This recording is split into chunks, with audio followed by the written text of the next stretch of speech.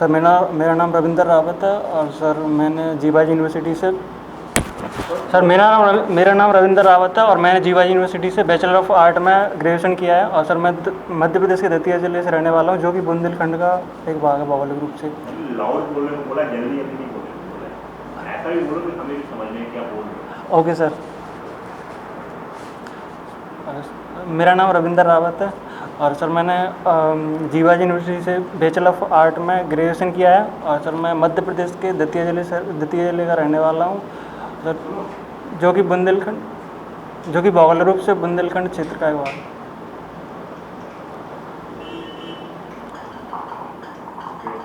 Hobbies क्या interest है आपके? सर मेरी हॉबी स्विमिंग है सर, और सर इंटरेस्ट सर क्रिकेट। हमने पिछली बार इंटरव्यू किया था। जी सर। ओके, रविंद्र रावत, दतिया के बारे में बताइए। सर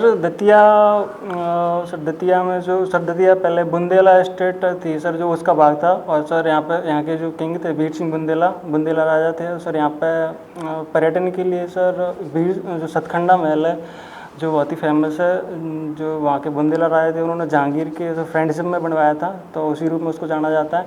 और सर यहाँ पे पर्यटन क्षेत्र में अगर धार्मिक रूप से बात करें तो यहाँ पे पीतम्बरा पीठ है, जो शाक्त धर्म के लिए फेमस है। और सर यहाँ पे जैन टेम्पल भी है, सोनागिरी नाम से जाना जाता है। ओके, और दतिया की मेजर प्रॉब्लम बताइए। सर दतिया की मेजर प्रॉब्लम है, चूँकि बुंदेलखंड क्षेत्र का भाग है, तो यहाँ पे मेजर प्रॉब्लम सर वाटर की है, पानी की वो ज़्यादा प्रॉब्लम है। क्योंकि सर इतने जो पहले तालाब थे उनका इंक्रोचमेंट हो चुका है। और यहाँ पे अभी भी सर जो नल की घर जो होम टू होम सप्लाई होती है, वो इतना इंफ्रास्ट्रक्चर डेवलप नहीं हुआ है, तो ये मेजर प्रॉब्लम है सर यहाँ की। दतिया में मास्की या गुजरा कहाँ तक पिलर है? सर मास्की गुजर्रा सर दतिया से लगभग 10 किलोमीटर है, तो एक गांव है गुजर्रा मास्की। तो वो सर अशोका का और जो अशोक का युग था सर, उसका वहाँ पे वो अभिलेख है। और उसमें अशोक का नाम, अशोक की मेंशन है। तो ये दो ही जगह है, एक ब्रह्मागिरी में और एक गुजर्रा में, तो ये फेमस है। उसी के लिए फेमस है? जी सर। उसका असली नाम है? जी सर। ओके, अशोक के बारे में बता सकते हैं आप? जी आपका सब्जेक्ट हिस्ट्री है ना? जी सर। बताइए। तो सर अशोक को जैसा कि अशोक महान बोला जाता है, तो उन्होंने काफ़ी सर जो कल्चरल रूप से एक जो धर्म चलाया था अशोक धर्म, तो उसमें जो सभी धर्म के जो मेन से वो होते हैं इम्पोर्टेंट, जो सोसाइटी के लिए, सोसाइटी में संतुलन बनाने के लिए, जो सहिष्णुता एज ए टॉलरेंट के रूप में जितने भी थे, और अहिंसा के रूप में भी जाना जाता है, काफ़ी उनको वो किया जाता है। उन्होंने जो आक्रामकता की नीति थी उससे हटके उन्होंने एक सहिष्णुता की नीति अपनाई, जिससे कि समाज में एक संतुलन बना रहे। तो क्योंकि उस टाइम पे बहुत ज़्यादा अलग अलग नए सेक्ट वो उत्पन्न हो रहे थे, तो इस चक्कर में वो काफ़ी। ओके, अगर हम मौर्यकालीन प्रशासन की बात करें। जी सर। तो उसकी क्या क्या विशेषताएं हैं? सर मौर्यकालीन के स्रोत से जो कौटिल्य का जो अर्थशास्त्र है, उसमें काफ़ी विवरण मिलता है मौर्यकालीन प्रशासन के बारे में। तो मौर्यकालीन प्रशासन काफ़ी केंद्रीकृत था, क्योंकि और इसके जो टॉप मोस्ट थे उनको सर जो अमात्य बोला जाता था। और इसी में से कुछ जो संधि विग्रह भी बोला जाता था, जो फॉरेन मिनिस्टर विदेश मंत्री थे, और समाहर्ता जो कलेक्ट करते थे रेवेन्यू, उनको मैं ऑफिसर्स की बात नहीं कर रहा हूँ, जो प्रशासन में कैरेक्टरिस्टिक्स की बात कर रहा हूँ। सर प्रशासन ऐसे केंद्रीय संरचना में देखें तो सर जो किंग था वो काफ़ी पावरफुल था, और जो किंग की परिषद होती थी, तो ऐसा माना गया अर्थशास्त्र में कि वो सलाह लेते थे, मतलब किंग की जो परिषद थी। बट राजा ही के हाथ में सारी कुछ पावर। बाध्य नहीं था वो भी मंत्री परिषद की? नो सर, वो बाध्य नहीं था मानने के लिए, सेंट्रलाइज पावर थी। आपके जो विष्णुगुप्त या वो है विष्णुगुप्त है ना? जी सर। जी। वो बोलते हैं कि राजा की सहायता के लिए एक मंत्री परिषद होगी। जी सर। और जो राजा प्रधानमंत्री की सलाह से काम करेगा। जी sir. That's the same words used in our constitution. जी सर। तो वहाँ पे वो बाध्य था या नहीं था? नो सर, बाध्य नहीं था वो वहाँ पे, क्योंकि राजा ही में सारी शक्ति केंद्रीय पावरफुल था वो। क्योंकि सर वो रिपब्लिक नहीं था, जो वंशानुगत शासन था, निरंकुश बोल सकते हैं इसको आप। पॉलिटिक्स के भी स्टूडेंट हैं? जी सर। पॉलिटिक्स में वेस्टर्न पॉलिटिक्स और इंडियन पॉलिटिकल थिंकर्स में बेसिक डिफरेंस क्या है? अगर वेस्टर्न फिलोसफी की बात करें तो वहाँ पे मैकियावेली का नाम आता है, जैसे कि, और हम एंशिएंट पे अगर इंडिया में आते हैं तो सर चाणक्य का नाम आता है एज अ मेन थिंकर के रूप में पॉलिटिकल। तो यहीं से अगर वेस्टर्न पॉलिटिकल को बात करें तो वहाँ पे सर जो जनरल विल का कॉन्सेप्ट है, जो जनरल विल का कॉन्सेप्ट दिया था, तो सर वो काफ़ी उस हिसाब से कि स्टेट को सर सुप्रीम इतना ज़्यादा नहीं माना गया स्टेट को, क्योंकि वहाँ पर जनरल विल का सिद्धांत ज़्यादा वो प्रेफर करते हैं, मतलब किया जाता है। तो मैकियावेली ने भी दिया, और सर जो लास्ट में जो रूसो आए उन्होंने भी काफ़ी उस पर प्रेस किया है कि जनरल विल का सिद्धांत। और इंडिया में सर रिपब्लिकन देखने को तो मिलते हैं, ऐसे बुद्ध का जो गणराज्य था, शाक गणराज्य, लेकिन सर इतने ज़्यादा मतलब वो इस तरह ज़्यादा देखने को नहीं मिलते गणराज्य, क्योंकि जहाँ चाहे वो पॉलिटिकल थिंकर्स की बात करें, उनका जो पॉलिटिकल थिंकिंग का जो स्कोप है या फिर जो फोकस है, और जो हमारे इंडिया का जो पॉलिटिकल थिंकिंग का स्कोप है, जी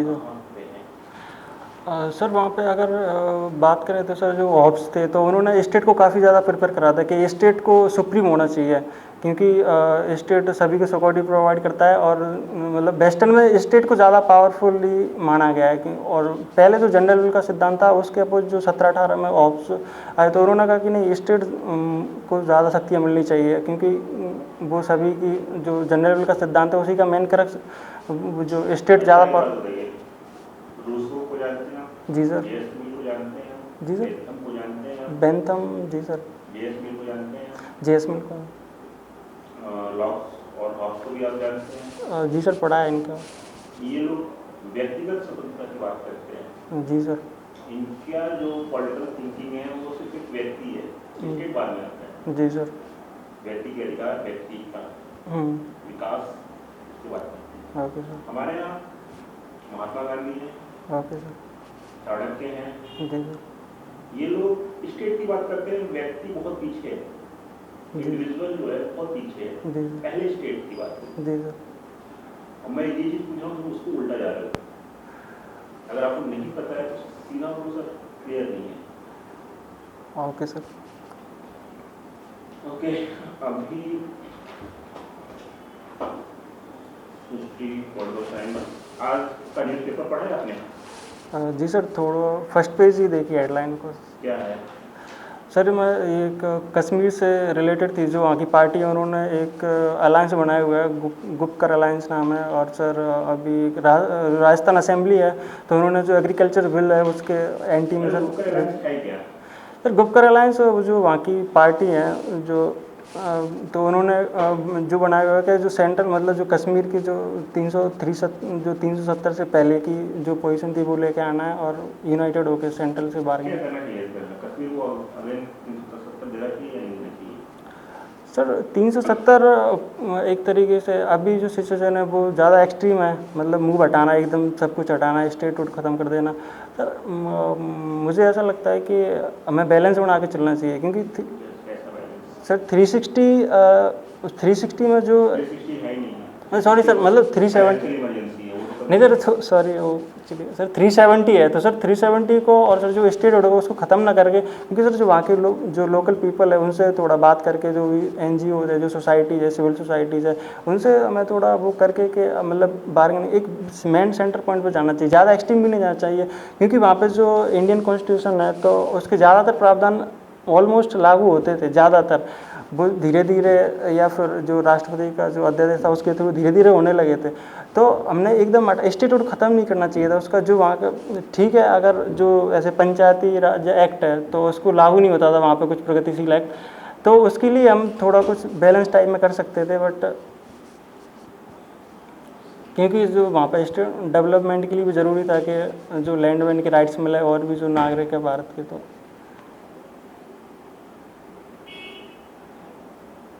इंग्लिश में बात करने के लिए आपको लास्ट टाइम बताया था?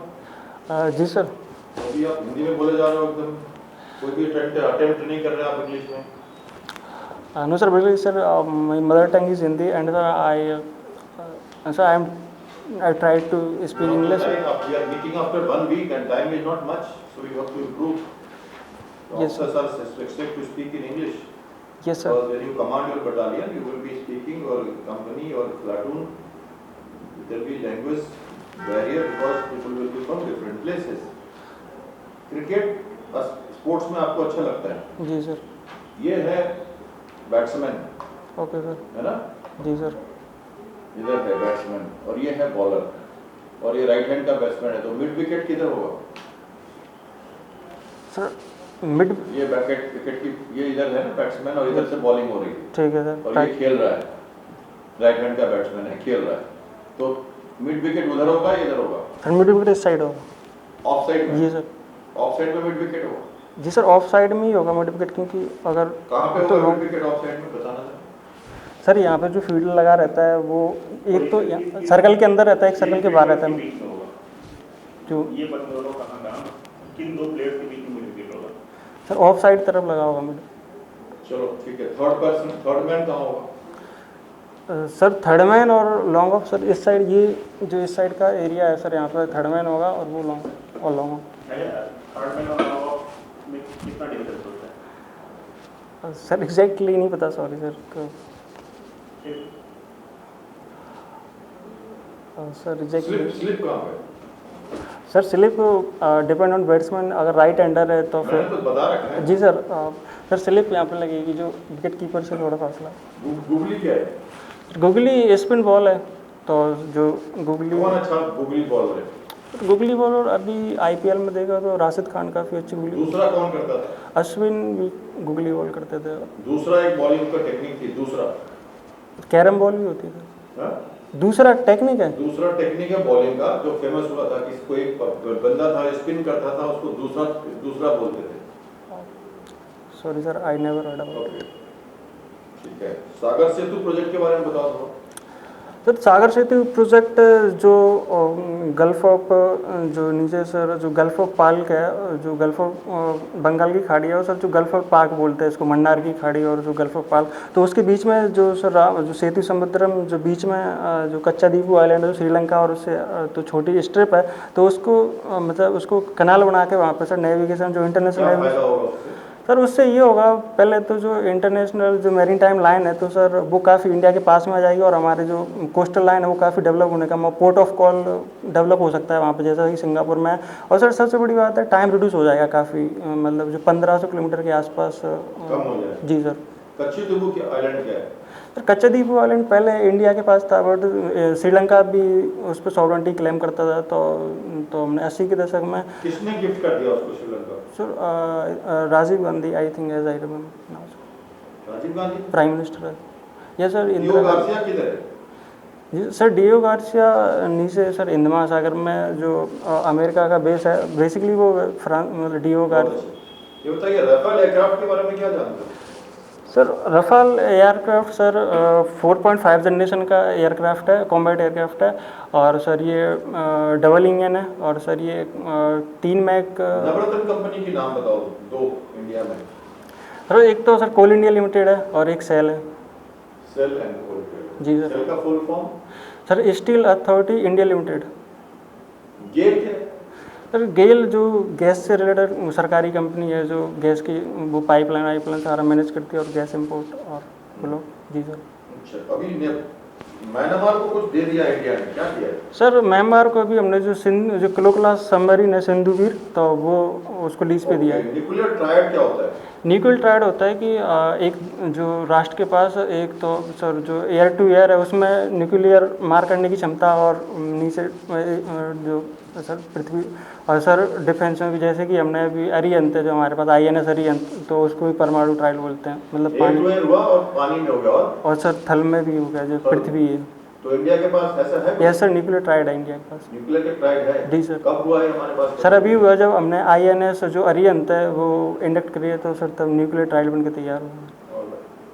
बहुत अच्छा। अभी ये बताइए कि आपका चॉइस क्या है ज्वाइन करने का? सर मेरा चॉइस है सर CISF और CRPF और सर BSF IT CSS। बहुत अच्छा। आपकी जो